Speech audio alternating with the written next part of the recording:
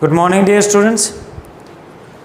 तो बेटा पहले जो हमने चैप्टर किए हैं आई होप आपको अच्छे से समझ आ रहे हैं, और आज हम अपना नेक्स्ट चैप्टर लेके चलेंगे, चैप्टर 3 हिस्ट्री।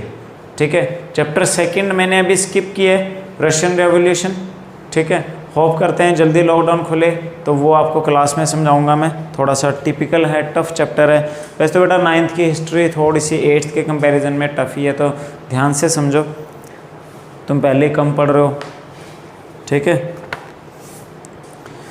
सो बेटा open your history book, page number 49, और यहाँ से हम स्टार्ट करते हैं Nazism and the rise of Hitler. तो बेटा आपने एडोल्फ हिटलर का नाम सुना ही होगा। ठीक है, जिसको जाना जाता है अपने क्रूएलिटीज़ के लिए। ठीक है, अपने निर्दयता के लिए, क्रूरता के लिए, क्योंकि हिटलर ने अपने पीरियड में जर्मनी के अंदर लगभग 72 लाख लोग मारे, और इतनों का तो रिकॉर्ड है, अनरिकॉर्डेड कितने मरे वो नहीं पता। ठीक है, यानी इतना तो हमारे पास रिकॉर्ड अवेलेबल है, और लाखों की तादाद में लोग जो हैं गैस चैम्बर में डाल के मार दिए, बड़े ही क्रूर अंदाज से। मतलब अगर कोई उसकी वीडियो देख ले उन समय की जर्मनी की तो दिल दहल जाता है, इतने ख़तरनाक तरीके उन्होंने इस्तेमाल किए थे। ठीक है, अब वो कह क्या रहा था उस टाइम पे, वो एक पर्टिकुलर कास्ट के अगेंस्ट हो गया। ज्यू एक कास्ट होती है, एक धर्म होता है। ठीक है, जिसको हिंदी में कहते हैं यहूदी। ठीक है, तो उनके खिलाफ था वो, और उसने कहा कि मैं जर्मनी को प्योर कर रहा हूँ, यानी जर्मनी में क्या रहेगा, क्योंकि क्या होता है कि एक साइंस में थ्योरी है, ओनली फिटेस्ट विल सर्वाइव। ठीक है, अब ये थ्योरी क्या कहती है कि जो प्रजाति सबसे अधिक फिट होगी केवल वही सर्वाइव करेगी। ठीक है, जंगल में क्या होता है बेटा, जंगल में हर तरह का जानवर है, पर उन जानवरों में सर्वाइव कौन करेगा, जो फिट होगा, जो दौड़ सकता होगा, भाग सकता होगा, बच सकता होगा। बाकी तो सब मारे जाएंगे, शिकार हो जाएंगे। ठीक है, क्योंकि वहाँ पे मांसाहारी जानवर भी हैं, शाकाहारी भी हैं, तो शाकाहारी जानवरों का शिकार कौन करता है, मांसाहारी जब शिकार पे चलेगा तो अगर सामने जो जानवर है वो फिट नहीं है, या उसका एक पैर टूटा हुआ है, या कोई भी ऐसी प्रॉब्लम हो, तो भाग नहीं पाएगा और बड़ी आसानी से शिकार हो जाएगा। ठीक है, इसी तरह मांसाहारी जानवरों में लड़ाइयाँ हो जाती हैं आपस में, तो उसमें जो फिट नहीं होगा, जो कमज़ोर होगा वो मारा जाएगा। तो यही थ्योरी एडोल्फ हिटलर ने अपने कंट्री में लगा। उसने क्या कहा, ओनली फिटेस्ट विल सर्वाइव, यानी कि वो कहता था कि अगर अपनी कंट्री में हर बंदा फिट होगा, हर बंदे के पास रिसोर्सेज होंगे, और सब यानी कि हर बंदा गोरा होगा, तो आगे आने वाली भी जो नस्लें होंगी वो भी साफ़ सुथरी और अच्छी पैदा होंगी। तो इसीलिए उसने जो कमज़ोर लोग थे, बीमार लोग थे, हैंडीकैप लोग थे, या अदर लोग थे अदर एथनिसिटी के, यानी कि जिप्सी अफ्रीकन लोग थे या यहूदी थे, उन सबको उसने मारना शुरू कर दिया। भाई वो क्या कहता था, मैं अपनी कंट्री को प्योर कर रहा हूँ।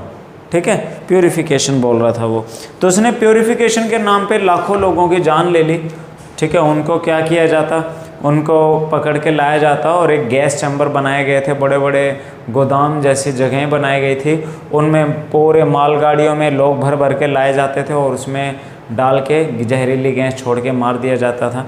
ठीक है, तो यही इस चैप्टर में हम पढ़ेंगे कि क्या सिचुएशंस हुई, किस तरह से हिटलर जो था वो सत्ता में आया, हिटलर के क्या अंदाज थे, कैसे उसको पॉपुलैरिटी मिल गई, फिर उसने किस तरह से अपने जो एजेंडा है उन एजेंडा को जर्मनी के लोगों के दिमाग में भर दिया।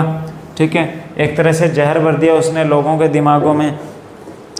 तो इस चैप्टर में हम यही सारी बातें पढ़ने वाले हैं। Okay, so page number 49 start करते हैं हम। In the spring of 1945 a little 11-year-old German boy called Helmut was lying in bed when he overheard his parents discussing something in serious tone. तो ये एक परिवार की घटना को यहाँ पे बता रहा है। ठीक है, एक बच्चा है, उसका नाम है हेलमुथ, 11 साल का वो बच्चा था। ठीक है, तो उस बच्चे ने क्या हुआ कि वो बेड पे लेटा हुआ है, पास में उसके मॉम डैड लेटे हुए हैं, तो उसने अपने मॉम डैड को बात करते हुए सुना। ठीक है, तो क्या बात चल रही थी उनकी, बड़ी सीरियस टोन में बात कर रहे थे, उस बच्चे ने वो बात सुनी। His father a prominent physician, और उसका जो फादर था जो कि एक बहुत अच्छा डॉक्टर था, फिजिशियन था, deliberated with his wife whether the time had come to kill the entire family or if he should commit suicide alone। तो वो फादर, हेलमुथ का फादर क्या बोल रहा था, भाई टाइम आ गया है, या तो अपनी पूरी फैमिली को मैं मार दिया जाए या फिर मैं सुसाइड कर लूँ। ठीक है, यानी कि कुछ वहाँ पे बहुत गलत कर लिया होगा उन्होंने। ठीक है, तो अभी बताऊंगा मैं आपको क्या गलत उस बंदे ने किया था जिसकी वजह से वो आज इतना कंडीशन पे आ गया। वो क्या कह रहा था कि भाई या तो अपनी पूरी फैमिली मार लें या फिर मैं सुसाइड कर लेता हूँ। Okay, his father spoke about his fear of revenge saying, तो उसके जो फादर को था एक बदले का डर था, उसको लगता था भाई जो सामने अब हमारे सामने शक्ति है वो हमसे बदला लेगी। तो कौन शक्ति थी वो? Now the allies will do to us what we did to the crippled and Jews. तो वो क्या कह रहा था कि अब जो एलीज हैं, ठीक है, वो हमारे साथ वही करेंगे जो हमने क्रिपल्ड एंड ज्यूज के साथ किया। क्रिपल यानी कि हैंडीकैप, यानी कि हमने जो हैंडीकैप और ज्यू लोगों के साथ किया वही करेंगे। यहाँ पे एक वर्ड आया एली, भाई वो क्या कह रहा था, नाउ एलीज विल डू, भाई अब एलीज हमारे साथ वही सब कुछ करेंगे जो हमने किनके साथ किया, यहूदियों और हैंडीकैप लोगों के साथ किया। तो एलीज कौन थे बेटा? फर्स्ट वर्ल्ड वॉर में और सेकेंड वर्ल्ड वॉर में पूरी दुनिया के जो देश थे उनमें खेमे बट गए।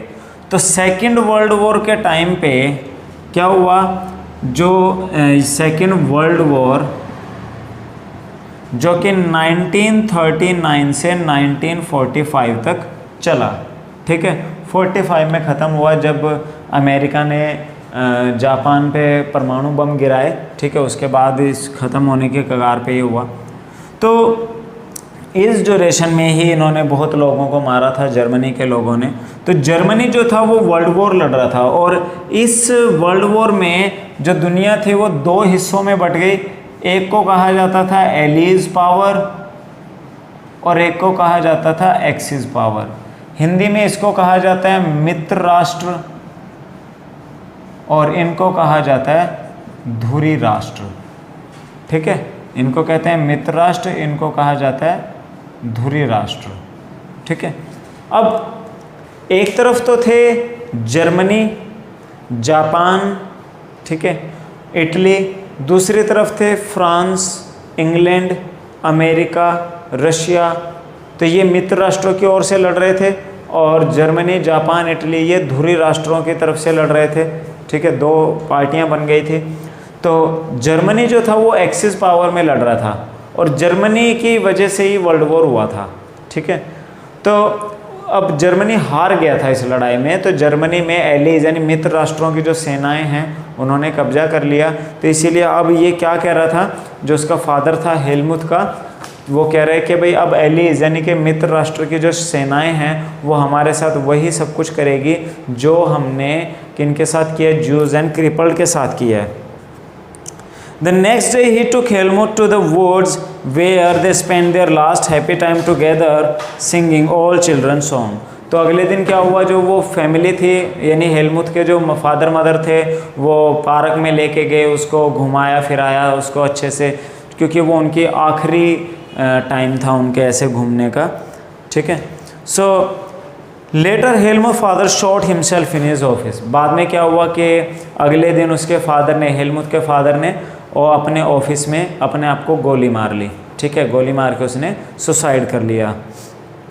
हेलमुथ remember that he saw his father's bloody uniform being burnt in family fireplace. तो हेलमुथ को याद था कि भाई उसके फादर की जो खून से भरी वर्दी थी, क्योंकि डॉक्टर था उसका फादर, तो वर्दी उन्होंने घर में जो फायर प्लेस होता है जहाँ वो आग जलाते थे उसमें उन्होंने जलाई थी वो वर्दी।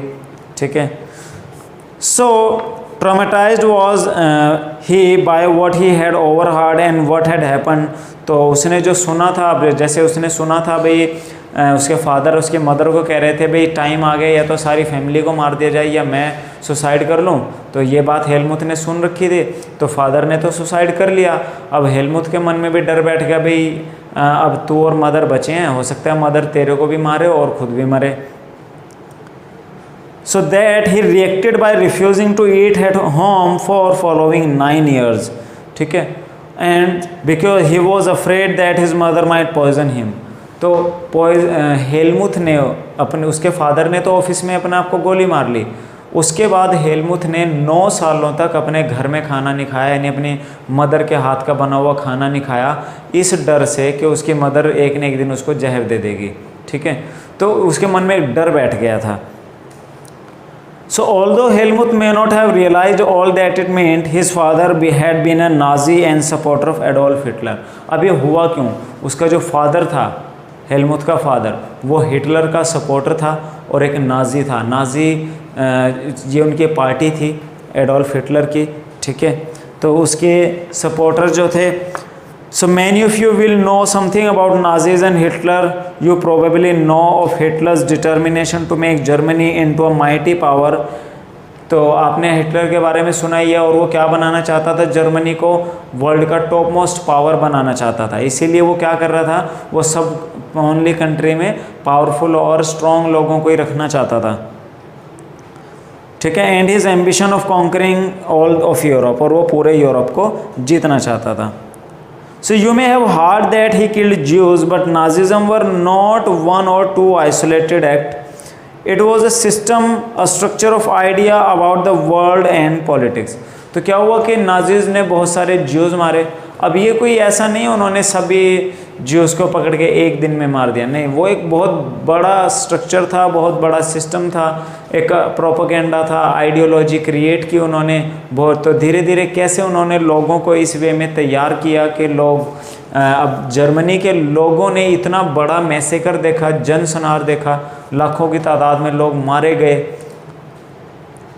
So let us try and understand what Nazism was all about. Let us see why Helmut father killed himself and what was the basis of their fear. तो अब हम आगे चैप्टर में पढ़ेंगे कि हेलमुथ के फादर ने ऐसा क्या किया था, ठीक है, जिसकी वजह से उसको डर था कि एलीज अब हमें भी वही सब करेंगे, और इसलिए उसने वहाँ मरने की बजाय खुद को गोली मारना बेहतर समझा था। So in May 1945 Germany surrendered to Allies, anticipating what was coming. Hitler, his propaganda minister Goebbels and his entire family committed suicide collectively in Berlin bunker in April. Okay, तो मई 1945 में जर्मनी ने एलीज के सामने surrender कर दिया। यानी जो आपको मैंने बताया कि जर्मनी एक्सिस पावर की तरफ से लड़ रहा था, तो और एलीज पावर की तरफ से इंग्लैंड एंड रशिया, अमेरिका, ये फ्रांस ये लड़ रहे थे। तो जर्मनी ने मई 1945 में सरेंडर कर दिया था, पर जापान ने नहीं किया था। जापान लड़ता रहा, बट जब अमेरिका के पास ज़्यादा सोर्स नहीं बचे तो उसने 1945 अगस्त में आकर परमाणु बम गिराए थे जापान पर। तो उसके बाद जो वर्ल्ड वॉर था वो ख़त्म होने की लाइन पे आना शुरू हुआ। तो सरेंडर तो जर्मनी ने कर दिया। अब हिटलर और उसका जो प्रोपेगेंडा मिनिस्टर था गोएबेल्स, उन्होंने बर्लिन में एक बंकर के अंदर अपने आप को मार लिया, सुसाइड कर लिया उन्होंने, उसकी गोएबेल्स की पूरी फैमिली ने भी। At the end of war an international military tribunal at Nuremberg was set up to prosecute Nazi war criminals for crime against peace. तो जर्मनी में एक शहर है न्यूरेमबर्ग, न्यूरेमबर्ग में एलीज पावर ने एक इंटरनेशनल मिलिट्री ट्रिब्यूनल बनाया, यानी कि एक तरह का इंटरनेशनल कोर्ट इस्टेब्लिश किया, और जो नाजी सपोर्टर थे या जिनकी वजह से वो वर्ल्ड वॉर हुआ था उसको पीस, क्राइम अगेंस्ट पीस माना, यानी शांति के खिलाफ उन्होंने एक अपराध माना, और उन सबको उसके तहत सजाएं दी गई। ठीक है, so for Nazi war criminal for crime against peace, for war crimes and crime against humanity. So Germany's conduct during the war especially those actions which came to be called crime against humanity. तो यहाँ पे क्या है, crime against humanity, यानी कि जो court बनी थी वहाँ पे उन सब नाजी लोगों को अरेस्ट किया गया जिनकी वजह से वो लड़ाई हुई, लड़ाई के दौरान जो काम हुए या उससे पहले जो उन्होंने लाखों लोग मारे थे, जिसको कि हम क्या मानते हैं, crime against humanity. So raised serious moral and ethical question and invited world wide condemnation. ठीक है, तो ये जो एक ह्यूमैनिटी के अगेंस्ट क्राइम उन्होंने किया था, तो पूरी दुनिया का ध्यान उसकी तरफ गया और लोगों ने उसके रिगार्डिंग अपने कुछ मॉरल एंड एथिकल क्वेश्चंस किए, ठीक है। Under the shadow of second world war Germany had waged a genocidal war. Genocidal, ये जेनोसाइड का मतलब होता है पूरी की पूरी कम्युनिटी मार देना, या एक बहुत बड़े एरिया में बहुत अधिक लोगों को मार देना, इसको कहते हैं जेनोसाइड, ठीक है। तो सेकेंड वर्ल्ड वॉर के टाइम पे जर्मनी क्या कर रहा था, एक जेनोसाइडल वॉर लड़ रहा था, यानी कि वो जिस एरिया पे अटैक करता वहाँ को कैप्चर करने के बाद वहाँ के ज़्यादातर लोगों को मार दिया जाता था।